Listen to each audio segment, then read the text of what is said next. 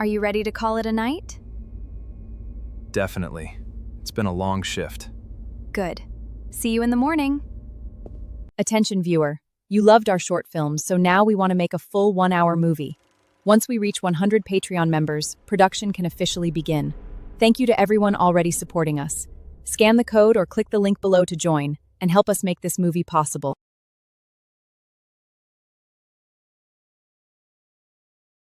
The alert klaxon on Meridian Station had a particular tone for structural emergencies.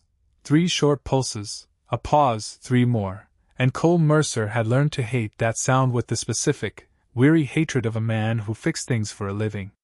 He was elbow-deep in a coolant manifold on Deck 4 when it went off, and he cracked his head on the access panel hard enough to see stars. "Of course," he muttered, sucking on a knuckle he'd scraped raw. "Of course it's now." By the time he'd hauled himself up to ops, the picture was already forming on the main display, a cascading failure in the station's thermoregulation grid, starting in the east ring and spreading outward like frost creeping across a window.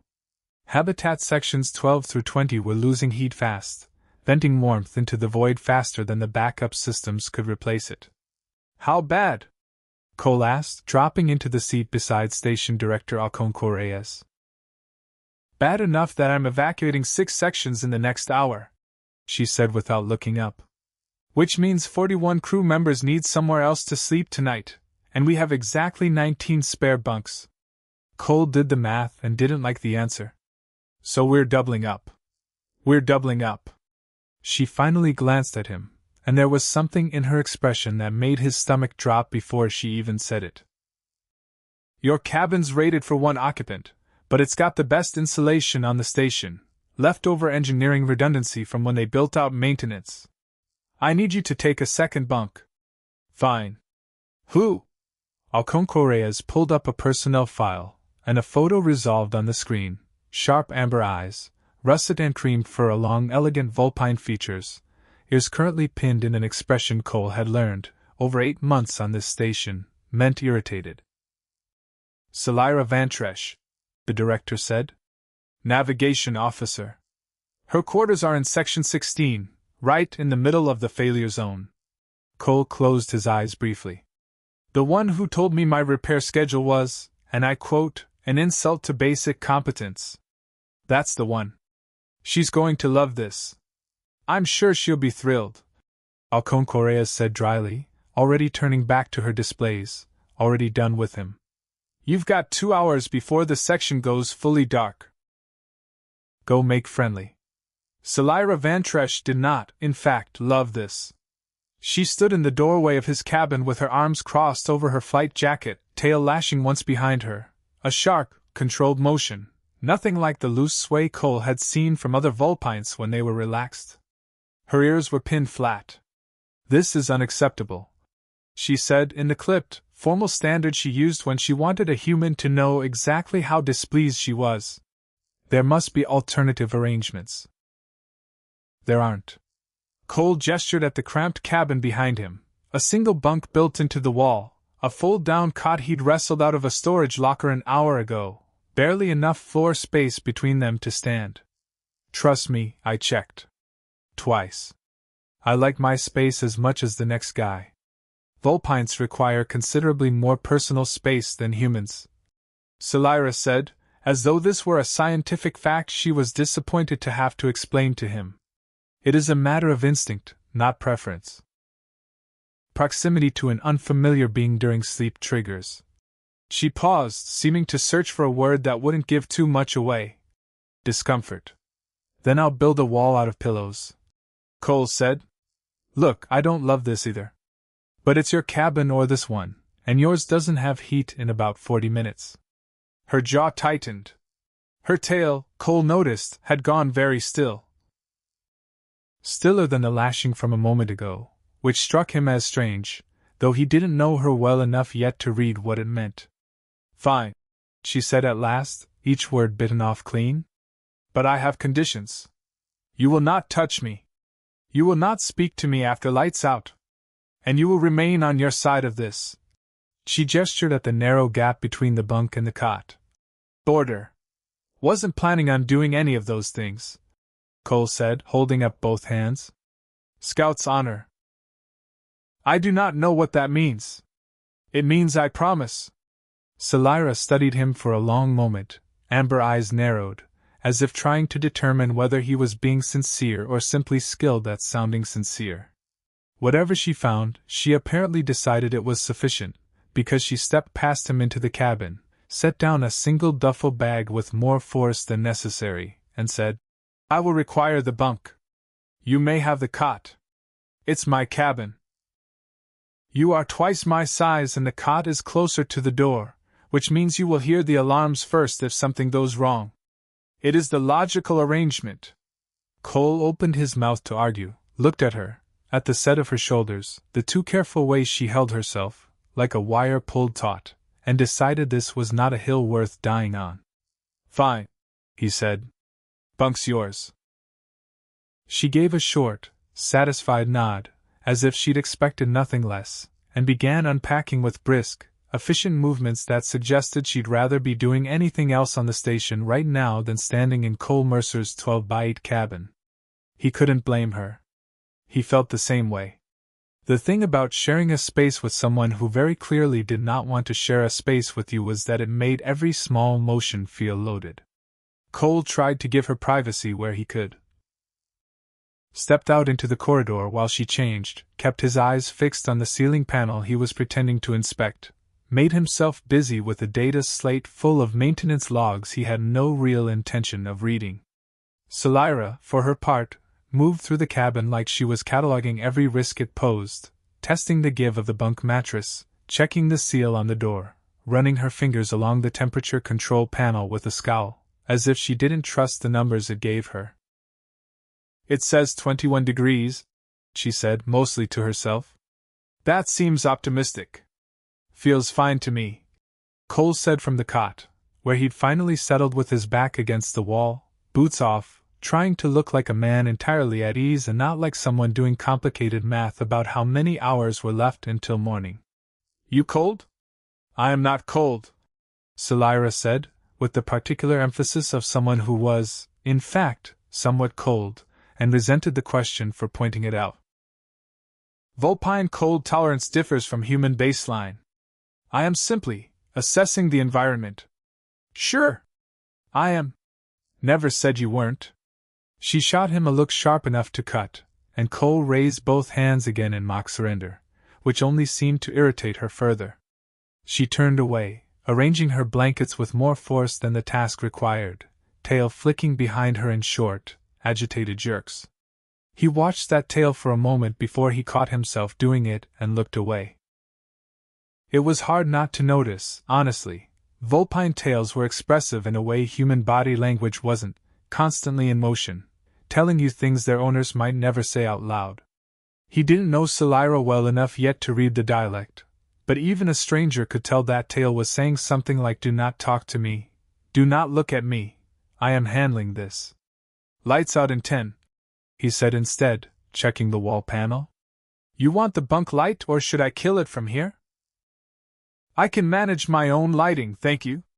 Just trying to be considerate. You are being loud, Selyra said, though her voice had lost some of its earlier edge. Tired, maybe, in a way that had nothing to do with volume and everything to do with the day she'd clearly had. Cole decided not to push.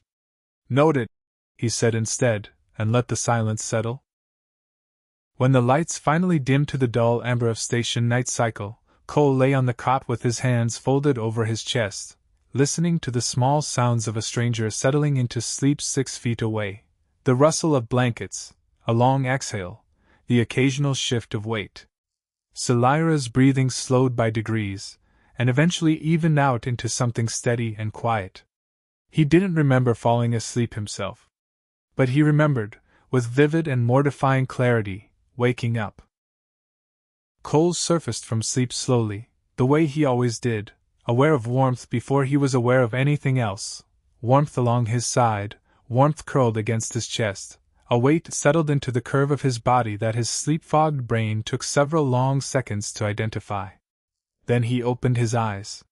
Selyra was in his cot.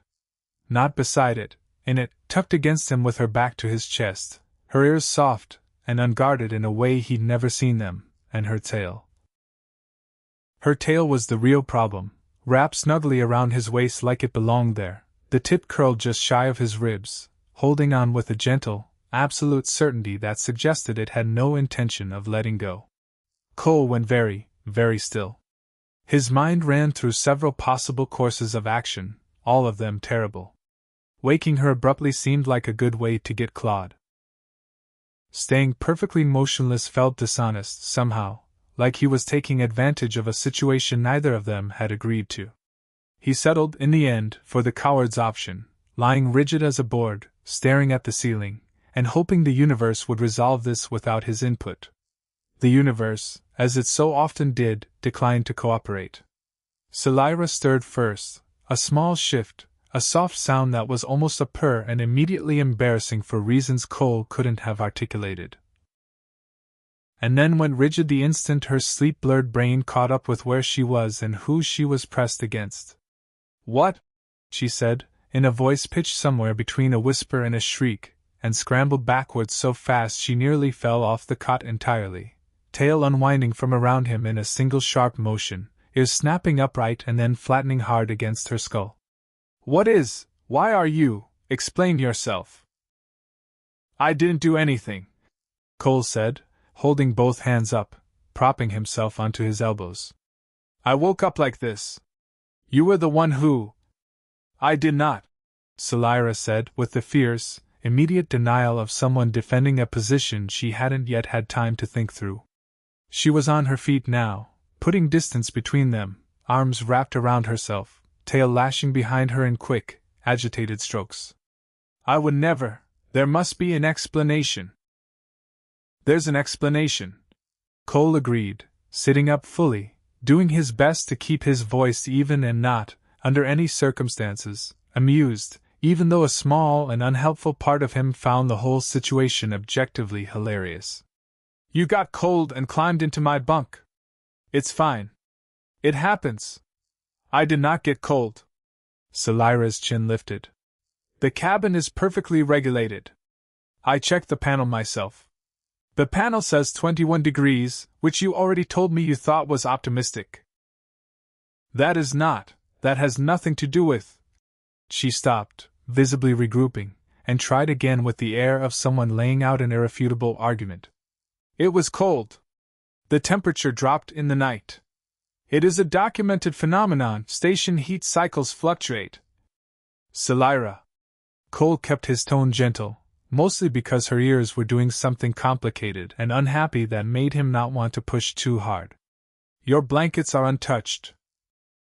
He nodded at the bunk behind her, where the covers sat exactly as neatly folded as they had been at lights out, not so much as a wrinkle to suggest anyone had slept beneath them at all. Selyra turned to look, and for a moment something flickered across her face, something close to panic, quickly smothered, before her expression rearranged itself into wounded dignity. "Perhaps I moved them back," she said. "Out of habit. In your sleep." Vulpines are known for maintaining orderly sleeping habits even while unconscious. It is a point of cultural pride.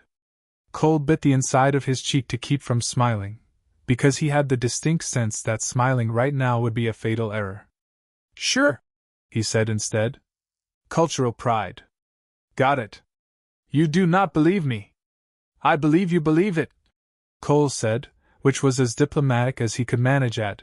He checked the wall clock. 0347 in the morning, with a Vulpine navigation officer glaring at him like he'd personally insulted her entire species.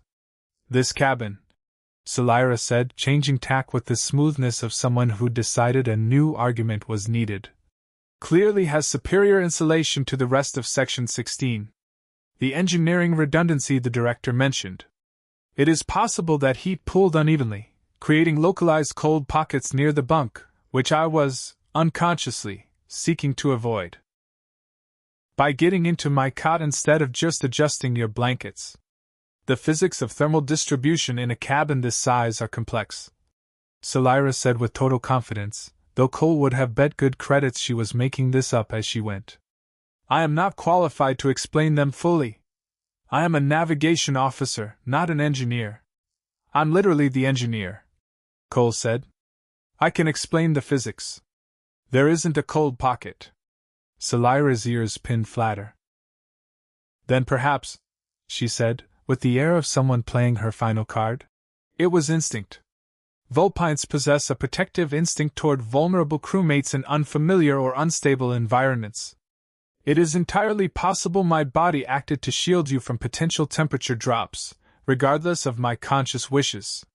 You think you were protecting me. It is not implausible. Selyra, I'm built like a supply crate. I have 3 layers of thermal underlayer on right now. I don't think I'm the vulnerable one in this scenario. Her mouth opened, then closed.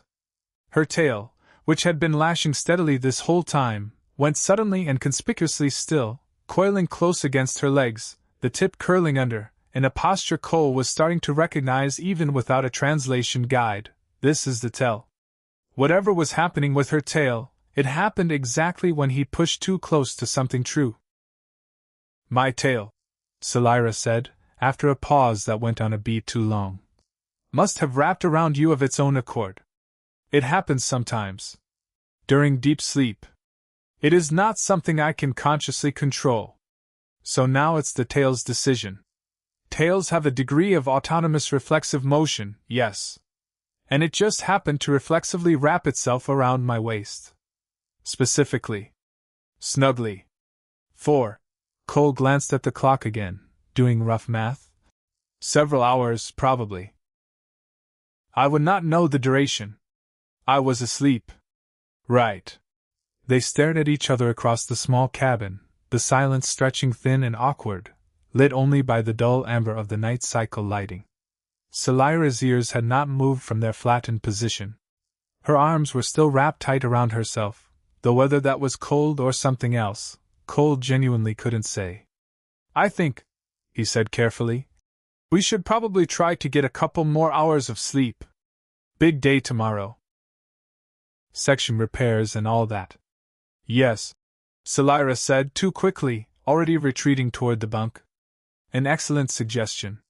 She climbed back under her blankets with brisk, businesslike movements, pulling them up to her chin and turning to face the wall, presenting Cole with nothing but the elegant curve of her spine and the very tip of her tail, which she tucked in close against her body like she was trying to keep it from wandering again.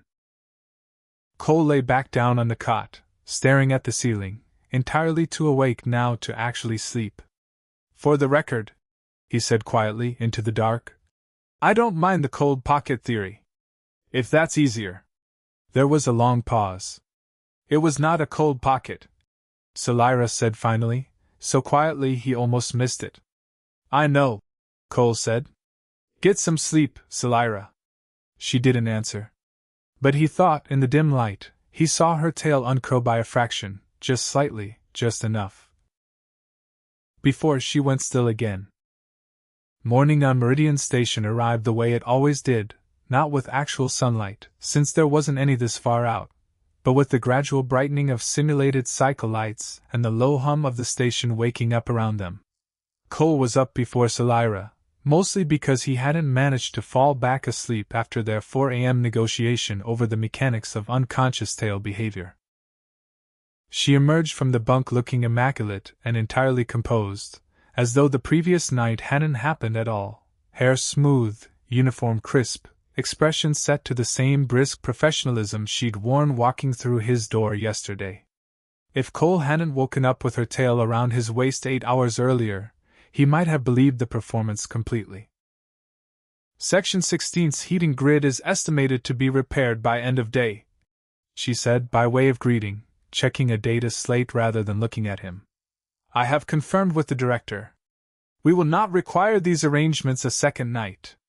Good to know, Cole said, and meant it more diplomatically than he felt it. Some perverse part of him was almost disappointed, which he chose not to examine too closely at 7 in the morning. I wanted to say, Selyra continued, still not looking up from the slate, that I regret any inconvenience caused by the events of last night. It will not happen again. It wasn't an inconvenience. That got her to look up, amber eyes narrowing slightly, like she was checking for sarcasm. No, Cole said honestly. You're a lot warmer than the standard issue thermal blankets they gave me when I signed on. Honestly, an upgrade. He watched her ears do something complicated.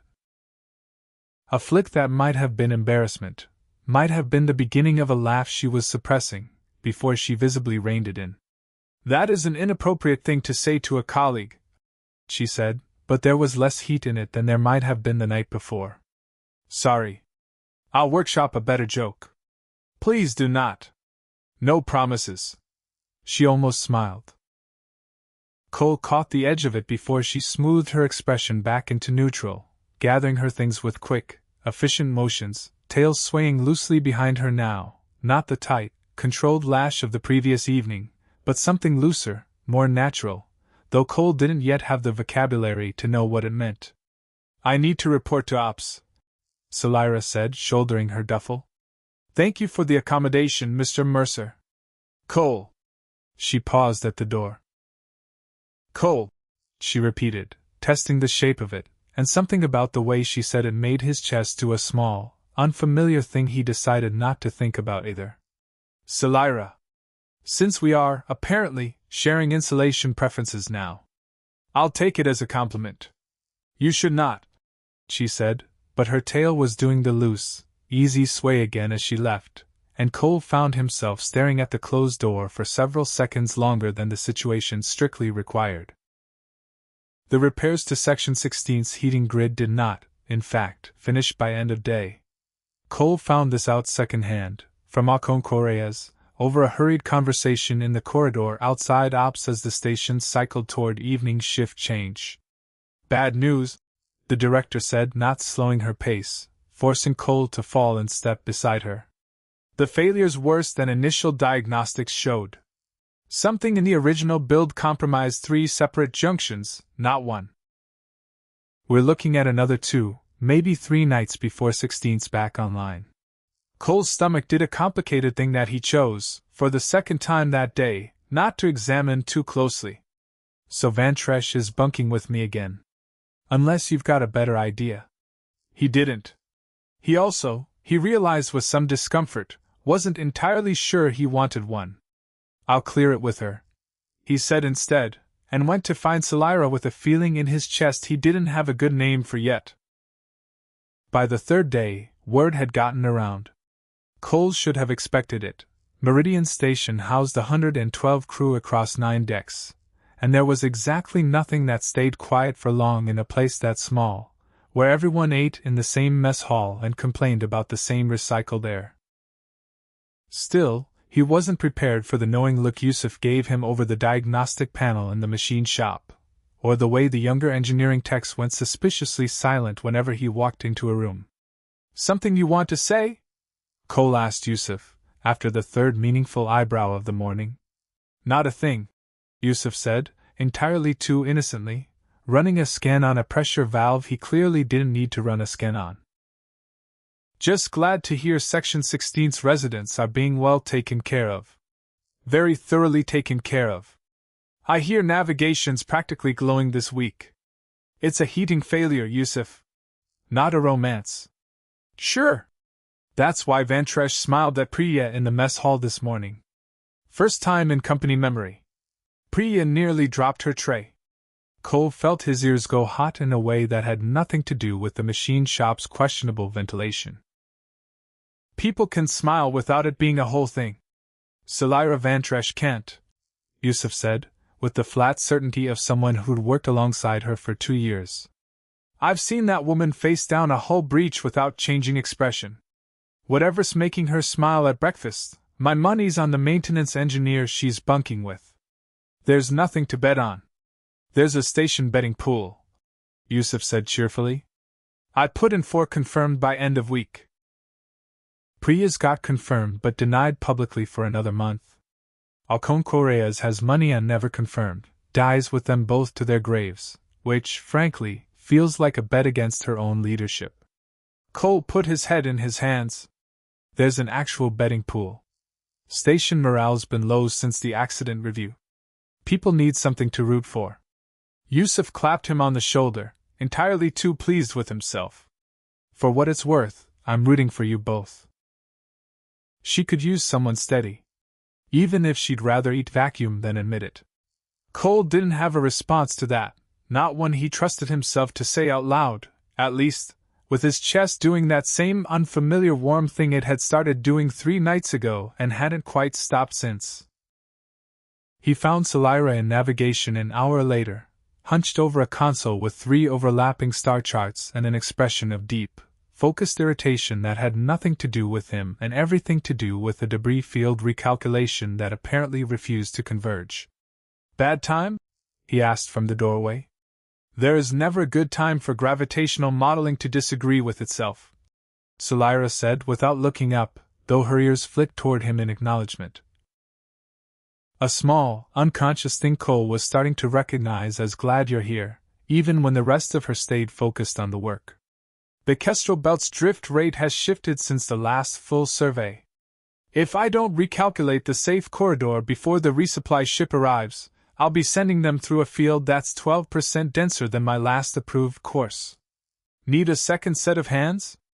You are an engineer, not a navigator. I'm also good at spotting when a system's fighting itself over bad input data, Cole said, pulling a chair up beside her anyway. What am I looking at? She hesitated, just a beat, the old instinct to handle things alone flickering across her face, before she turned the display toward him, walking him through the drift calculations with the crisp, precise language of someone who loved her work even when it was making her furious. It took them the better part of an hour, working shoulder to shoulder, to isolate the problem. A sensor buoy on the belt's outer edge had drifted out of calibration months ago, feeding subtly wrong density readings into every model downstream of it. There, Cole said, tapping the offending data string. That's your ghost. Buoy 7 Delta's been lying to you since spring. Selyra stared at the screen for a long moment, then let out a breath that seemed to carry more than simple relief. I have run this calculation 4 times in 2 days, she said quietly. I began to wonder if the error was mine. If I had missed something obvious the way I... She stopped herself, but Cole understood the shape of the sentence anyway, the accident sitting unspoken between them. It wasn't you, he said. It was a bad buoy. You caught it before anyone got hurt. That's the job going right, Selyra. That's what going right looks like. She looked at him then. Really looked, amber eyes searching his face the way they had that second morning in the dark, like she was checking whether he meant it, and whatever she found seemed to settle something in her, because her shoulders dropped by a fraction, and her tail, curled loosely around the leg of her chair, gave one slow, contented sweep across the floor. Thank you, she said, quiet and sincere, none of the brisk formality she usually wrapped around anything resembling gratitude. For the second set of hands. And for... She gestured vaguely, encompassing the last several minutes, or possibly the last several days. This. Any time, Cole said, and meant it in a way that went well beyond navigation consoles. Across the room, half hidden behind a support column, Priya from the mess hall pretended very hard to be checking a supply manifest, and did not, in fact, drop her tray this time, but only because she wasn't holding one. The alarm hit at 1,412 hours, sharp and unmistakable. Not the 3-pulse thermal warning Cole had grown to hate, but the single, sustained wail that meant hull integrity, which was worse. He was on deck 4 again, always deck 4, elbow deep in something when the station decided to fall apart, and this time he didn't bother swearing before he ran. Talk to me, he said into his comm, sprinting for the access corridor, boots pounding on decking that suddenly felt too thin beneath him. Microfracture cargo bay 3, propagating faster than the sealant foam can patch it. Alcon Correa's voice came back, clipped and controlled in the way that meant she was holding herself very carefully together. We've got a slow bleed. Not catastrophic yet. But if it reaches the support strut, that whole bay depressurizes in under 6 minutes, and Van Tresh has 3 crew running an inventory audit in there right now. Cole's stomach dropped clean through the floor. Selyra's in the bay? Selyra's leading the evacuation out of the bay. The director corrected. Which is why I need you at the strut junction 2 minutes ago with a patch kit, because if that fracture reaches structural before they're clear, evacuation won't matter. He didn't remember the run after that. Just motion, the corridor blurring past, the patch kit heavy and awkward against his hip. His own heartbeat loud enough to drown out everything except the countdown Alcon Correas kept feeding him through the calm 4 minutes. 3:30. 3. He hit the strut junction with 90 seconds to spare by his own rough count, dropped to his knees beside the hairline fracture already spidering wider under the pressure differential, and got to work with hands that were, he noted distantly, shaking. Not from fear, exactly, or not only from fear, but from the specific, focused urgency of a problem that had a deadline attached to it in the form of human lives. The sealant foam went on in 3 practice passes. The emergency clamp went over that, torqued down hard enough that his shoulders screamed with the effort. And then there was nothing to do but watch the pressure gauge and wait, counting his own breath against the numbers, willing the fracture to hold. It held. The gauge steadied. The alarm cut out. And Cole sat back against the corridor wall, letting his head fall back, letting himself feel, for one unguarded moment, exactly how close that had been. Cargo Bay 3 report, Alcon Correa said over the comm, and Cole held his breath until Selyra's voice came back, steady and clear. All personnel evacuated. No injuries. The fracture appears contained. A pause. Confirm status of the patch. Patch is holding, Cole said before the director could answer, his own voice rougher than he meant it to be. You're clear. Another pause, longer this time. Cole. Yeah. Thank you, Selyra said, quiet enough that he suspected she'd switched to a private channel, the words carrying a weight that had nothing to do with formal station protocol. I will see you at end of shift. Wouldn't miss it, Cole said, and found, once the comm clicked off, that his hands were still shaking, though for entirely different reasons now. She found him an hour later in the machine shop, still cataloging the incident for the maintenance log, sleeves rolled up, a healing scrape on one knuckle he hadn't bothered treating. Selyra didn't say anything at first, just crossed the room, took his hand in both of hers, and turned it over to examine the scrape with the same focused precision she'd have given a navigation error. You should treat this properly, she said. It's a scrape, Selyra.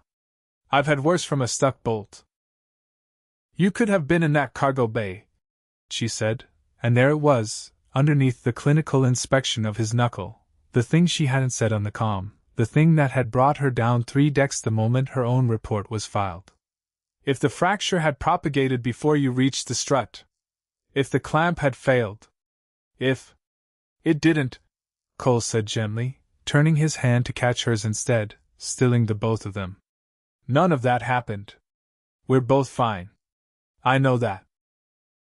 I am aware of the outcome. Her ears were low, her tail wrapped tight around her own legs in a way Cole recognized now, 3 weeks into this strange and careful thing between them, as the shape fear took when Selyra Vantresh refused to call it fear out loud. It does not stop my mind from running the other version. The one where it did not hold. Hey.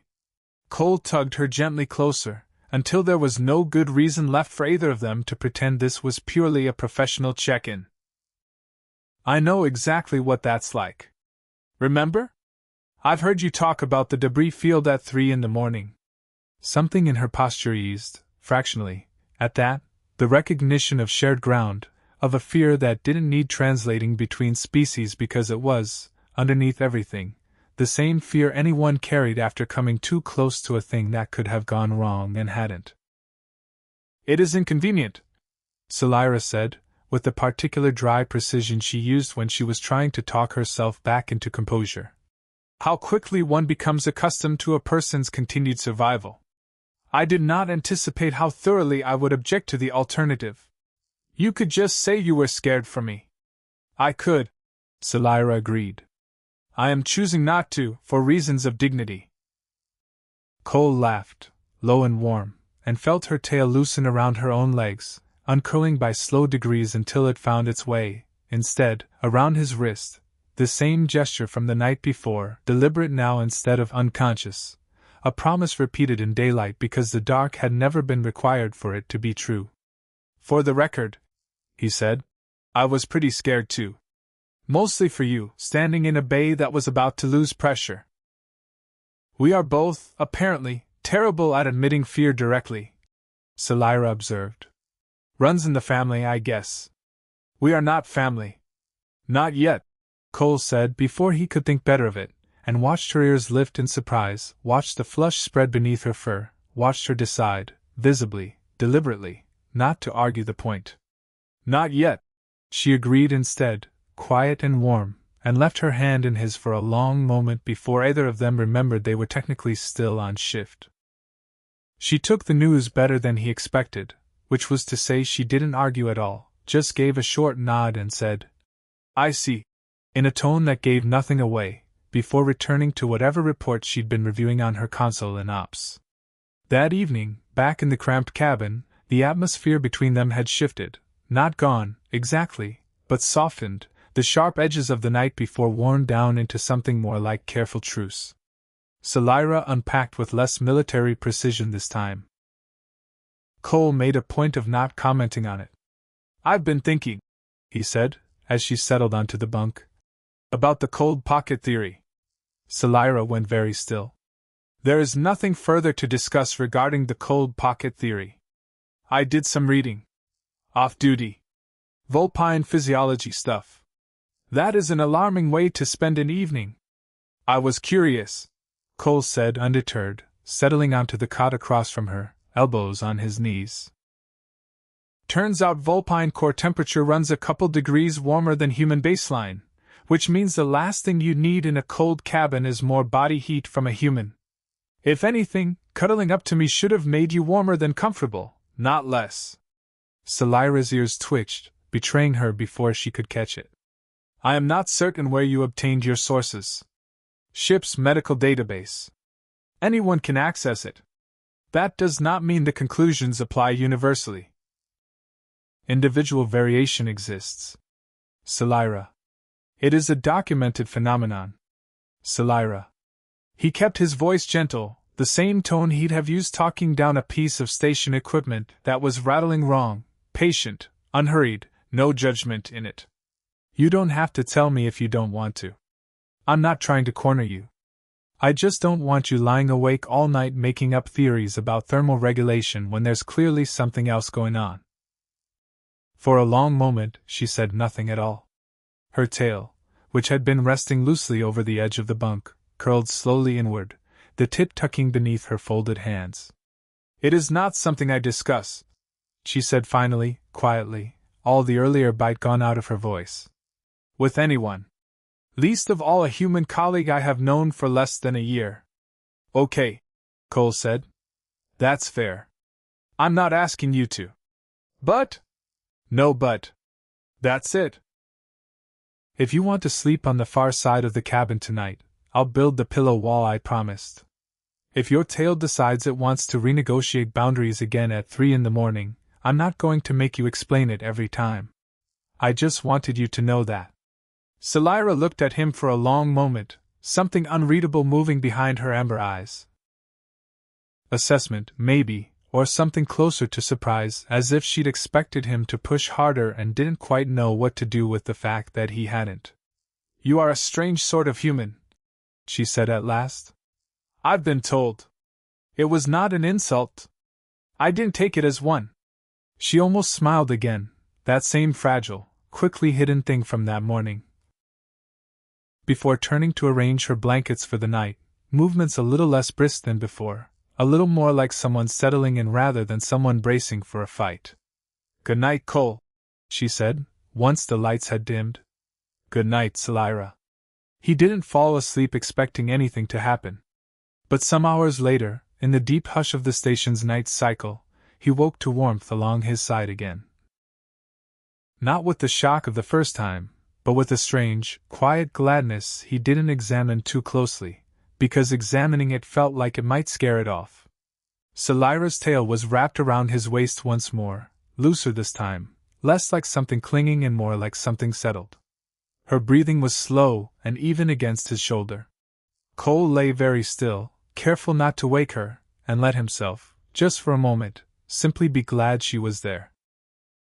It was Selyra who woke first this time, and Cole felt the exact moment she registered where she was, the small hitch of breath, the brief tensing of muscle, before she went very deliberately still instead of scrambling away. "You are awake," she said, not a question, into the quiet dark. "Have been for a bit. You did not wake me." "Didn't want to," Cole admitted. "You looked like you were sleeping better than you were the night before." Selyra was quiet for a long moment.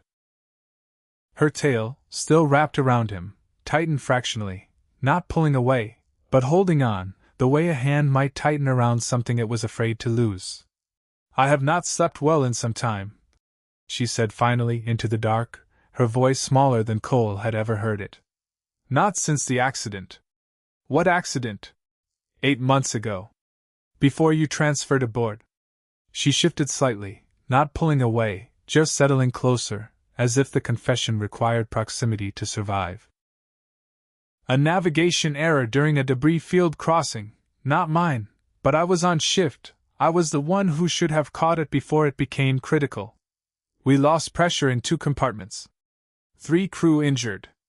It could have been far worse." "That's not, Selyra, that's not the same as it being your fault." "I know that. Logically." Her tail curled tighter still. "It does not stop me from lying awake replaying it. Alone, in the dark, with nothing to anchor me to the present, it is very easy to fall back into that compartment, into that alarm, into the 2 minutes where I did not know if I would fix it in time." Cole didn't say anything right away. He just shifted carefully, so he could see her face in the dim amber light. Her ears low, her eyes older and more tired than he'd ever seen them, all the sharp professional armor stripped away by the dark and the quiet, and, he suspected, sheer exhaustion with holding it up alone. "And with someone else in the room," he said slowly, working it out. "It's harder to fall back into that. It is harder to fall back into anything, when there is a heartbeat to listen to instead of my own thoughts," Selyra said, so quietly he almost didn't catch it. "Yours is very steady. Very ordinary. Uneventful. It is easier to sleep, listening to something uneventful, than lying awake with my own mind for company." So the cold pocket theory was a lie, yes, she said, something rueful in her voice now. As was the insulation theory, and the protective instinct theory, and the reflexive tail motion theory, though I confess the last one has slightly more scientific basis than the others. I appreciate the honesty. "I did not want you to think less of me," Selyra admitted, and there it was, the real thing, underneath all the excuses, laid bare in the dark where it was easier to say. "I am the station's navigation officer. Crew trust me to plot safe courses through debris fields and gravitational hazards." It felt shameful to admit that the officer they trust with their lives cannot sleep alone in the dark without her mind turning against her. "Selyra." Cole shifted again, just enough to look at her properly, close in the narrow cot, her tail still wound around him like it had claimed its place there and had no intention of relinquishing it. "That's not shameful. That's just being someone who survived something hard and is still carrying it. Doesn't make you less good at your job. Doesn't make you less trustworthy. Just makes you a person. You are very certain of that." "I've fixed enough broken things to know that everything that's been through something leaves a mark. Doesn't mean it's not still good. Sometimes it means it's stronger, in the places that mattered." Selyra was quiet for a long moment, studying him in the dim light, something soft moving behind her eyes that hadn't been there before, not weariness, not the careful armor of the past 2 days, but something closer to trust, tentatively offered. "You are a strange sort of human," she said again, but this time it came out warm instead of wary, almost fond. "You already told me that. It bears repeating." Her tail, without any apparent conscious decision on her part, tightened just slightly further around his waist, not a retreat, not an accident, but something closer to a choice, quiet and unspoken, made in the dark where it was safer to be honest than it ever was in daylight. "I am not asking you to fix it," she said. "The nightmares. The reason for—" She gestured faintly at the tail, at the proximity, at all of it. "I know you cannot fix that. Wasn't planning to try." "Good. But—" She hesitated, and Cole watched her gather the courage for whatever came next like she was gathering herself for something far more dangerous than words. "I would not object, if this arrangement continued. After Section 16's repairs are finished. If you were amenable." Cole felt something warm unfurl in his chest, something he'd been carefully not naming for 2 days now. "You're asking if I'd let you keep sleeping in my cot even after your quarters are fixed?" "I am asking," Selyra said, with as much dignity as she could muster from inside a blanket fort with her tail wrapped around a human maintenance engineer, "if you would be amenable to a continued arrangement. For reasons of thermal efficiency." "Thermal efficiency. It is a documented phenomenon." Cole laughed, quiet and real, and felt her tail tighten again in response, felt the small shift of her shoulders that might have been her fighting back a smile of her own. "Yeah," he said, reaching up, carefully, slowly, giving her every opportunity to pull away if she wanted to tuck a loose strand of hair back from her face, the first time he touched her by choice rather than by unconscious accident. "I'm amenable." They didn't talk about it again in the morning. Not directly, not with words, though something had settled between them overnight that neither of them seemed inclined to disturb. Selyra dressed for her shift with the same brisk efficiency as before, but her tail, Cole noticed, brushed against his hand once, briefly, on her way past, and her ears weren't pinned at all. "Section 16's repairs are ahead of schedule," she informed him, checking her slate at the door. "Full heating restoration expected by tonight. That's good news." "It is." She paused, hand on the door panel, not quite looking at him. "Though the cabin remains, in my professional opinion, unusually cold for its rated specifications. I would recommend a full engineering assessment before any crew are cleared to return to standard single-occupancy arrangements." Cole raised an eyebrow. "You think my cabin's cold?" "I think," Selyra said, with the particular gravity of someone delivering an official report, "that the temperature regulation in this section of the station requires further investigation. It would be premature to declare the crisis fully resolved. Selyra, the station log says 21 degrees. Same as it said the whole time." "The instruments," Selyra said, finally meeting his eyes, and there, just there, at the corner of her mouth, was the smallest, most deliberate smile he'd seen from her yet. "May be miscalibrated. I would not trust them." Cole felt his own grin spreading, helpless against it. "You're serious." "I am extremely serious. This cabin," Selyra said, opening the door, pausing in the frame to look back at him one last time before her shift, "is extremely cold. I recommend continued precautionary measures." "Precautionary measures being?" "You know precisely what I mean, Mr. Mercer." She left before he could answer, but Cole caught the flick of her tail through the closing door, loose, easy, unmistakably pleased with itself, and found he was smiling long after the door had shut behind her. Section 16's heating came back online precisely on schedule that evening, restored to full function with the kind of quiet, unremarkable success that meant nobody noticed except the engineers who'd fixed it. Cole logged the repair himself, checked the readings twice, and confirmed to the director that Selyra Vantresh's quarters were fully habitable once more. He did not, however, mention this to Selyra. And when she arrived at his cabin that night, duffel bag in hand, chin lifted with exactly the same defiant dignity as the very first evening, though nothing else about her demeanor matched it at all, she didn't ask whether her own quarters were ready.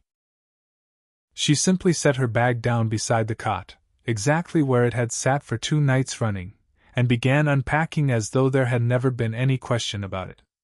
"I checked the maintenance logs," she said, not looking at him, "and confirmed that thermal regulation across this section of the station remains inconsistent. It would be irresponsible of the crew to relocate before full stability is verified." Would it? Extremely irresponsible. I ran the numbers myself an hour ago, Cole said, leaning against the wall, arms crossed, watching her with a warmth in his chest he'd stopped trying to talk himself out of somewhere around the second night. Everything's stable. Section 16's back to full spec. Selyra's hands stilled on her blankets.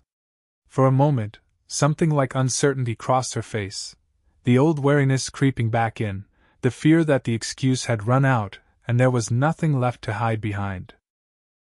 Then I should return to my own quarters, she said, quiet and stiff, already reaching to pick her bag back up. Or, Cole said, crossing the small distance between them, close enough now that he could see the exact moment her ears lifted, hopeful despite herself. You could just stay. No cold pockets required. No thermal efficiency reports. Just stay, because you want to, and I want you to. Selyra looked up at him, amber eyes searching his face for a long moment, some last vestige of caution warring with something warmer, something that had been building quietly across 3 strange, honest nights in a cramped maintenance cabin. I do not require excuses, she said finally, slowly, like she was testing the shape of the truth aloud for the first time. To want to stay. No, Cole agreed. You don't. Her tail, without ceremony or explanation, curled forward and wrapped once, gently, around his wrist, not clinging, not hiding behind cold pockets or thermal instincts or reflexive motion, but simply choosing, in the plainest way she had, to hold on. The cabin, she said, tipping her face up toward his, ears soft, tail warm around his wrist, all her careful armor finally set down. Remains extremely cold, Cole Mercer. Extremely cold, Cole agreed, pulling the blanket up around them both as the lights dimmed for the night cycle, feeling her settle against him with none of the tension of that first startled morning, only the easy, certain warmth of someone who had finally stopped pretending. Guess we'd better take precautions. Guess we had, Selyra murmured, already half asleep against his shoulder, her tail tightening one final time around him before her breathing evened into something slow and peaceful and, for the first time in 8 months, entirely undisturbed by nightmares. By the time station's cycle lights brightened into morning, Section 16's heating grid was reading a steady, unremarkable 21 degrees. Selyra's tail did not move from around Cole's waist all night. She did not offer an explanation. For once, she didn't need one. 3 weeks later, Selyra's official quarters assignment still listed Section 16, Cabin 9, a fact that Station Director Ocon Correas had noticed, said nothing about, and quietly stopped mentioning in her weekly billeting reports, which Cole privately suspected was its own kind of blessing. He found out what the tale meant on an unremarkable Thursday, in the mess hall, over a tray of reconstituted eggs that tasted like static. You should know, Selyra said, not looking up from her own tray, in the deliberately casual tone she used when she was about to say something that mattered a great deal to her, and didn't want him to notice how much. That among Vulpines, what happened between us in that cabin is not considered a minor thing. The tale? The tale. She set down her fork with the precision of someone building up to a difficult admission. A Vulpine's tail does not wrap around another being while sleeping. Not casually. Not by accident, whatever excuses I offered you at the time. It is. She paused, searching for the standard word, finding it inadequate, and pressing on anyway. A bonding instinct. Old. From before we built ships or stations. In the dens, in the deep past, a Vulpine's tail curled around only 2 things, their kits, and a mate they trusted with their life. Cole set his own fork down slowly. So that first night, my body decided something my mind had not yet caught up to, Selyra said, cheeks coloring faintly beneath her fur, ears dipping in a way that was equal parts embarrassment and honesty. I did not choose it consciously. But I did not fight it either once I understood what it meant. I could have moved to another cabin entirely. Ocon Correas would have found room. I did not ask her to. You could have told me all this 3 weeks ago. I could have. Selyra agreed. But you did not ask me to explain myself beyond what I was willing to give, even when you clearly suspected there was more beneath the cold pocket theory. You let me arrive at honesty on my own schedule, rather than demanding it of me. Her tail, curled around the leg of her chair as it so often was these days, gave a small, private sweep across the floor.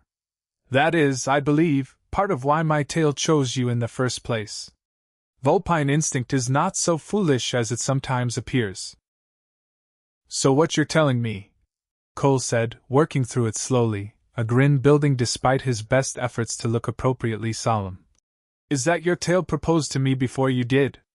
I have proposed nothing, Selyra said primly, though the color in her cheeks deepened.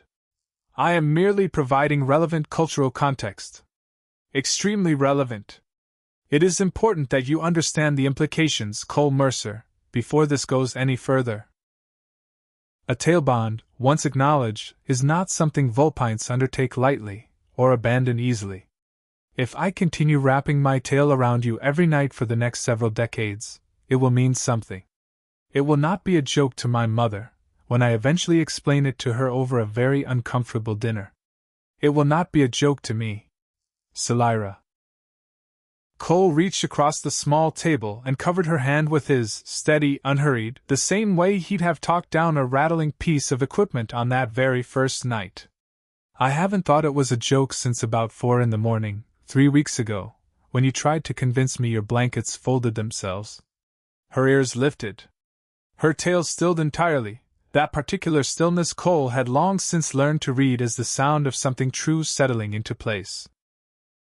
Then we understand one another, she said, quiet and certain, turning her hand beneath his to lace their fingers together, deliberately, this time, in full daylight, in the middle of a crowded mess hall, with Yusuf pretending not to watch from 2 tables over and Priya making absolutely no effort to disguise her delighted grin. We understand each other, Cole agreed. Across the mess hall, the station's betting pool quietly closed, and Yusuf collected on a wager he would later describe, with enormous satisfaction, as the easiest credits he'd ever made.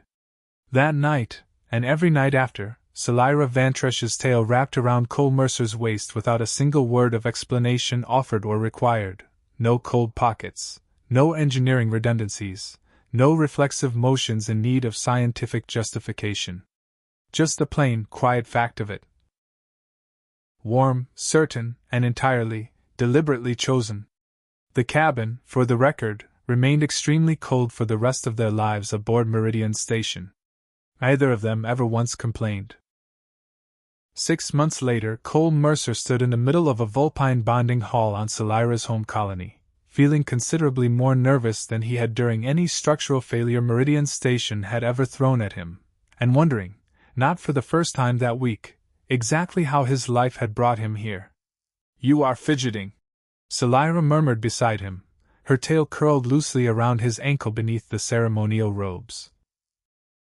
A habit she'd never fully broken, 6 months in, though it no longer required a cold cabin or a sleepless night to justify itself. I'm allowed to fidget. Your mother has been staring at me for 10 minutes. My mother stares at everyone. It is how she assesses character. She stared at my father for a full year before she agreed to the choosing. That's not reassuring. She stopped staring at you 20 minutes ago, Selyra pointed out, with the particular fondness she reserved for moments when Cole was being, in her words, endearingly human about things that did not require panic. She has moved on to interrogating Yusuf about the station betting pool. I believe she finds the concept delightful. Cole glanced across the hall, where Selyra's formidable mother had indeed cornered a thoroughly cowed Yusuf near the ceremonial hearth, peppering him with questions in rapid Vulpine that had the poor man nodding along with the desperate energy of someone who understood perhaps 1 word in 5.